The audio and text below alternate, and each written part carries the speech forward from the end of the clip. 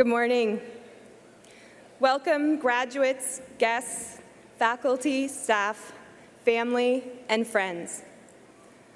I feel very honored to have this opportunity today to speak on behalf of the students of NSCC Akerley.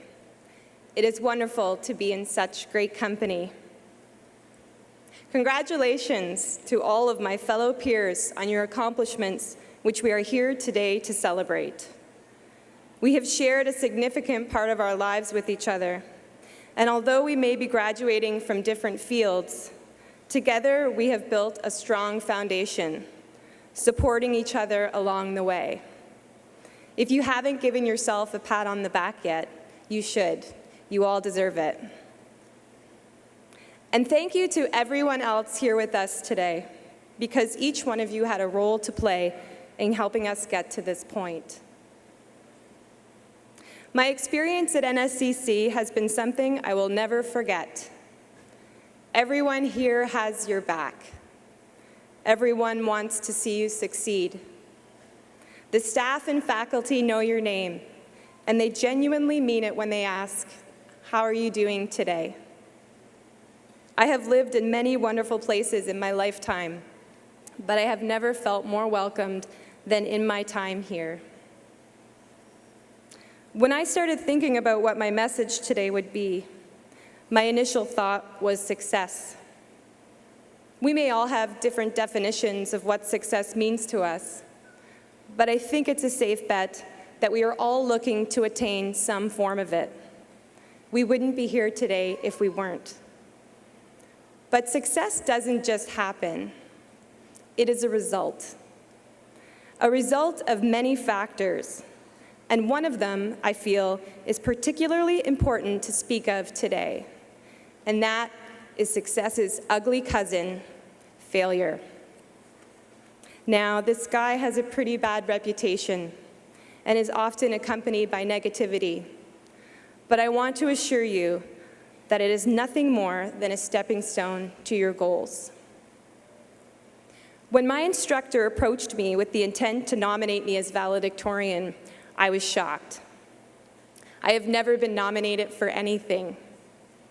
Initially, I was excited, honored, and really proud of myself, which was immediately replaced by a sick and sweaty feeling and a sense of impending doom. Public speaking for me sits somewhere in between swimming in shark-infested waters and being left behind on an African lion safari. The thought of standing up here today was terrifying to me, and I couldn't imagine what possible words of wisdom on life, success, and your future that I could have. I still haven't figured that part out for myself. All I could focus on was my inadequacy. The thought that I could do this never crossed my mind. In seconds, I had almost talked myself out of this opportunity before even giving myself a chance to try, which was a very familiar feeling for me. That feeling is fear of failure. And it's amazing what that can make you do, or sadly, not do. Now, as you can see by me standing here today, I changed my mind. It finally hit me.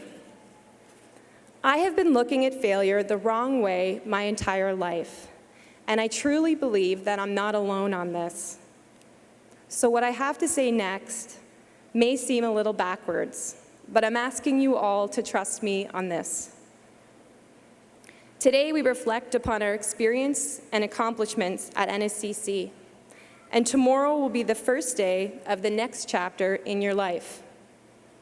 Some of you may be returning to academia. Some of you might have entrepreneurship in your future or plans for social change. And some of you might not be sure what comes next.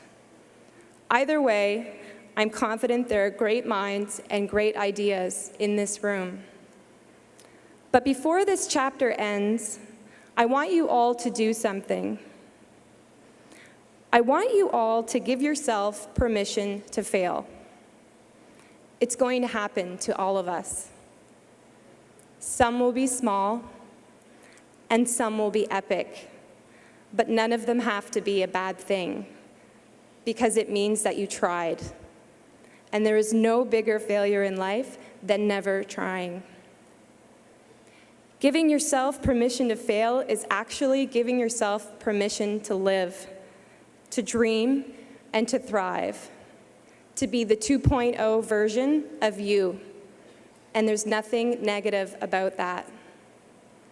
If you can do this for yourself, the fear that might be holding you back from moving forward and achieving your goals will no longer be an obstacle. And you will have removed the biggest barrier to your own success. And that, my friends, is success.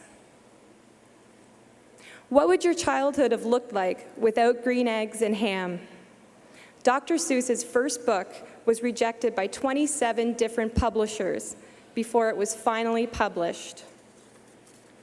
Walt Disney was fired from an editor's position and told he lacked imagination and didn't have any good ideas. Michael Jordan was cut from his high school basketball team. And Elvis Presley was told after his first performance, "You ain't going nowhere, son. You ought to go back to driving a truck." Many of the most influential people in history and our world today have faced great failures. And the main thing that they had or have in common is that they didn't fear it. When they were faced with it, they found strength in it. They learned from it, and they used that knowledge as fuel to reach their goals. When they were told no, they still believed yes. So, believe in yourself.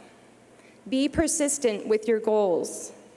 Spend more time outside your comfort zone and get comfortable with that sick and sweaty feeling, unless, of course, you actually have been left behind on an African lion safari. And in that case, I have absolutely no idea what to tell you. Don't wake up 30 years from now with "I should haves." Take charge of your future and be the author of your own opportunity. If it doesn't come knocking, just build your own door. And don't ever accept no when deep down you know the answer is yes. Thank you.